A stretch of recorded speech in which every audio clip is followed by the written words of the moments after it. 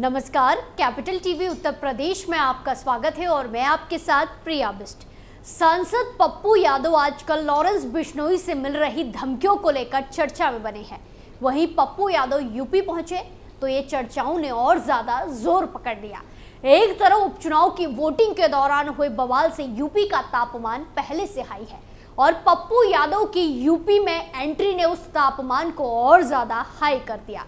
तो आज बताऊंगी आखिर यूपी क्यों पहुंचे सांसद पप्पू यादव, बताऊंगी आखिर पप्पू यादव के पीछे क्यों पड़ गया है लॉरेंस बिश्नोई, सब कुछ डिटेल में बताऊंगी। तो चलिए शो शुरू करते हैं।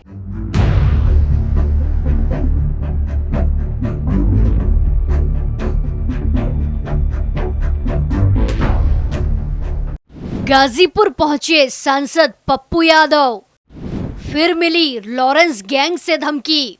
लॉरेंस को लेकर किया बड़ा दावा, दावे से हिल गया पूरा यूपी। पूर्णिया सांसद पप्पू यादव किसी न किसी वजह से चर्चाओं में ही रहते हैं।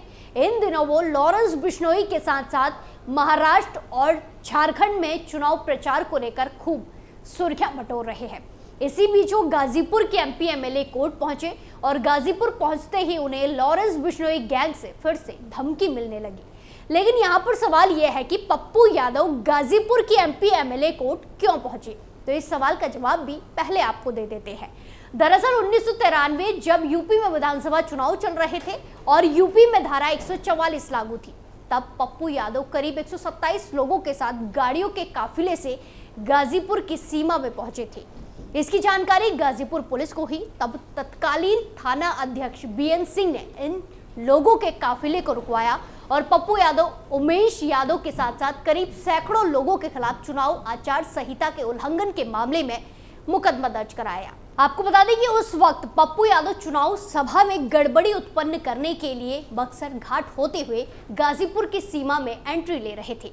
इसी मामले में पुलिस ने आरोप पत्र मुख्य न्यायाधीश मजिस्ट्रेट के कोर्ट में पेश किया था, जहां पर मामले में सभी आरोपियों को 31 जुलाई 2023 को दोष मुक्त कर दिया। कोर्ट ने बरी कर दिया था, लेकिन उस आदेश के खिलाफ जिला जज के कोर्ट में 6 सितंबर 2023 को शासकीय अधिवक्ता के द्वारा अपील दाखिल की गई। उसके बाद जिला जज की अदालत ने मामले को एमपी एमएलए कोर्ट में सुनवाई के लिए भेज दिया था।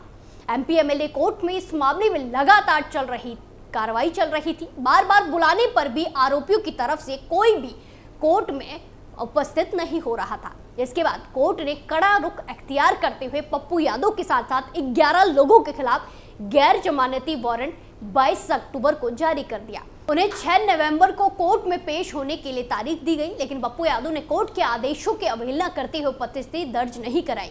इसके बाद कोर्ट ने उनकी गिरफ्तारी के लिए मोहम्मदाबाद प्रभारी निरीक्षक को निर्देश देते हुए स्पष्टीकरण की दाखिल करने को कहा। न्यायालय का सख्त रुख देख पप्पू यादव गुरुवार को अपने समर्थकों के साथ कोर्ट के जज शक्ति सिंह की अदालत में पेश हुए। लगभग 1 साल से गैर हाजिर चल रहे सांसद को जज ने लगभग 1 घंटे तक कटघरे में खड़ा रखा। बाद में कोर्ट ने 50,000 रुपए के निजी मुचलके पर पप्पू यादव को रिहा कर दिया और सुनवाई की अगली तारीख 3 दिसंबर को तय कर दी है। वहीं कोर्ट कार्रवाई पूरी होने के बाद पप्पू यादव जब वापस निकले, तब उन्होंने बिहार उपचुनाव, झारखंड चुनाव के नतीजे और सरकार बनने को लेकर बात की और लॉरेंस बिश्नोई को लेकर बड़ा दावा करते हुए कहा कि धमकी से कौन डरता है। ये अभी इनको जानकारी घर की रेकी, घर में सारे चीज मैंने दे दिए हैं। अब कहाँ पाकिस्तान का फोन नंबर से अभी जस्ट आया कि भैया माफी मांगने तो मारना तय है। तो भैया आप एक बात बताओ, सच्चाई बोलने से पप्पू यादव को कोई रोकेगा? आपको लगता है कि इंसानियत के लिए मैं जात पात नहीं करता, मर जाऊंगा राजनीति में जात पात नहीं करूंगा, भगवान की सौगंध खा के कहता हूं। हिंदू मुसलमान नहीं करूंगा, हम लोग सभी जाति धर्म के साथ चलते हैं। पप्पू यादव ने दावा किया कि उन्हें फोन पर धमकी भरे संदेश आ रहे हैं, फोन आ रहे हैं। ये फोन पाकिस्तान, मलेशिया से आ रहे हैं। इस दौरान पप्पू यादव ने यह भी दावा किया कि 24 घंटे उनकी रेकी की जा रही है। अब ऐसे में सवाल है कि आखिर पप्पू यादव को धमकी क्यों मिल रही है, लॉरेंस बिश्नोई उनके पीछे क्यों पड़ा है। दरअसल 12 अक्टूबर 2024 बाबा सिद्दीकी की हत्या के एक दिन बाद सांसद पप्पू यादव के ट्वीट ने तहलका मचा दिया था। 13 अक्टूबर को पप्पू यादव ने अपने ट्विटर हैंडल से ट्वीट कर लिखा कि ये देश है या हिजड़ों की फौज, एक अपराधी जेल में बैठे चुनौती दे लोगों को मार रहा है, सब मूर्ख दर्शक बने हैं। कभी मूसेवाला, कभी करणी सेना के मुखिया, अब एक उद्योगपति राजनेता को मरवा डाला। कानून अनुमति दे तो 24 घंटे में इस लॉरेंस बिश्नोई जैसे 2 टके के अपराधी के पूरे नेटवर्क को खत्म कर दूंगा। इतनी तीखी टिप्पणी पर हंगामा मचना था जो मचा। पप्पू यादव का ये ट्वीट हर तरफ छा गया। हर कोई पप्पू यादव की दिलेरी की चर्चा करने लगा और इस ट्वीट के 6 दिन बाद पप्पू यादव का एक वीडियो आया जिसमें वो एक पत्रकार को लगभग डांटते नजर आ रहे हैं। दरअसल इस पत्रकार ने पप्पू यादव से लॉरेंस को लेकर सवाल पूछ दिया। इस पर पप्पू यादव ने कहा कि हमने पहले ही कह दिया था कि ये सवाल मत पूछिए, आप ज्यादा तेज मत बनिए, ये सवाल नहीं होगा। तब लगा कि शायद पप्पू यादव बार बार लॉरेंस बिश्नोई का नाम लेकर उसे बड़ा नहीं बनाना चाहते, लेकिन ऐसा नहीं था। इसके बाद खबरें आई, इसमें पता चला कि पप्पू यादव को लॉरेंस गैंग से धमकी मिल रही है और वो बिहार और केंद्र सरकार से सुरक्षा की मांग कर रहे हैं।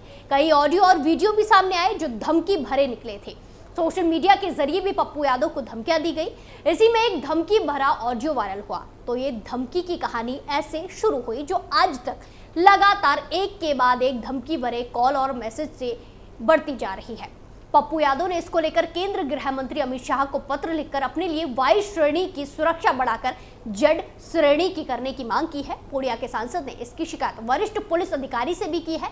अपनी वाई श्रेणी की सुरक्षा कवर को जेड श्रेणी में अपडेट करने की मांग के अलावा पप्पू यादव ने बिहार भर में आयोजित होने वाले सभी कार्यक्रमों में शिरकत के दौरान पुलिस स्क्वाड की भी मांग की है। पहले ये समझिए कि पप्पू यादव को मिली वाई सिक्योरिटी क्या है और जेड श्रेणी की सिक्योरिटी क्या होती है। वाई श्रेणी में 11 पुलिसकर्मी होते हैं। इनमें 1 या 2 कमांडो और पुलिसकर्मी शामिल होते हैं। इसके अलावा 2 पर्सनल सिक्योरिटी ऑफिसर होते हैं। इस कैटेगरी में गाड़ी सुरक्षा, आवास सुरक्षा और 24 घंटे सिक्योरिटी कवर शामिल होता है। अब सवाल कि कैसे लगती है वाई कैटेगरी की शिफ्ट।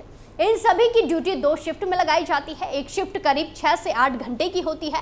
इसमें 1 से 2 सरकारी गाड़ियों का भी इस्तेमाल किया जाता है। इस स्तर की सुरक्षा उन लोगों को दी जाती है जिनके खतरे का स्तर मध्यम माना जाता है। ये एक्स श्रेणी से ऊपर की कैटेगरी होती है, लेकिन इसमें कमांडो नहीं होते। धमकी के चलते पप्पू यादव खुद के लिए जेड सिक्योरिटी की डिमांड कर रहे हैं। जेड प्लस के बाद सबसे अभेद सुरक्षा में जेड कैटेगरी की को ही माना जाता है। इसमें नेता या शख्स की सुरक्षा में 6 कमांडो और पुलिसकर्मी के साथ साथ कुल 22 जवानों की तैनाती की जाती है। इस सुरक्षा दस्ते में आईटीबीपी या सीआरपीएफ के जवान रहते हैं। इसे देश की तीसरी सबसे हाई कैटेगरी की सिक्योरिटी माना जाता है। इससे ऊपर जेड प्लस और एसपीजी सिक्योरिटी कवर होता है। पप्पू यादव का राजनीतिक सफर। पप्पू यादव के राजनीतिक सफर की बात करें तो पप्पू यादव ने अपने 36 साल की राजनीतिक करियर में पहली बार 1990 में विधानसभा का चुनाव जीता। इसके बाद से अब तक वो 1 बार विधायक और 6 बार सांसद रह चुके हैं। पप्पू यादव 1 बार निर्दलीय विधायक और 3 बार निर्दलीय सांसद बने। वहीं लोकसभा चुनाव 2024 में पूर्णिया से पप्पू यादव फिर से चुनाव जीत गए। उन्होंने 2015 में राजद से अलग होकर अपनी पार्टी बनाई। करीब 9 साल उनकी पार्टी अस्तित्व में रही। पप्पू यादव की विवादों की लिस्ट लंबी। राजनीति के साथ साथ पप्पू यादव का विवादों से भी नाता रहा है। साल 1998 के अजित सरकार हत्याकांड में उन्हें साल 2008 में सजा दी गई थी और जेल जाना पड़ा था। इसके बाद साल 2013 में उन्होंने किताब में यशवंत सिन्हा पर गंभीर आरोप लगाए। इसके बाद विवाद हो गया था। इसमें पप्पू यादव ने कहा था कि उनकी इंडियन फेडरल डेमोक्रेटिक पार्टी के 3 सांसदों को साल 2001 में एनडीए में शामिल करने की कोशिश की गई। इसके लिए तत्कालीन वित्त मंत्री यशवंत सिन्हा ने पैसे दिए थे। पप्पू यादव के सियासी सफर से पहले उनके आपराधिक जीवन की शुरुआत हो चुकी थी। हत्या, किडनैपिंग, मारपीट और बूथ कैप्चरिंग जैसे दर्जनों मामले पप्पू यादव पर दर्ज है। देखा जाए तो पप्पू यादव के विवादों की लिस्ट काफी ज्यादा लंबी है।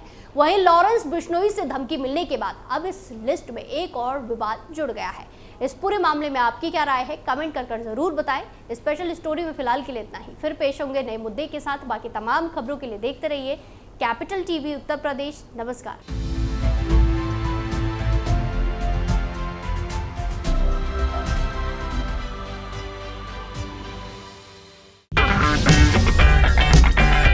अगर आपको हमारा वीडियो पसंद आया हो तो इसे लाइक करें, हमारे चैनल को सब्सक्राइब करें और हाँ, बेल आइकन दबाना ना भूलें ताकि आप तक हमारे वीडियो की नोटिफिकेशन पहुंचती रहे।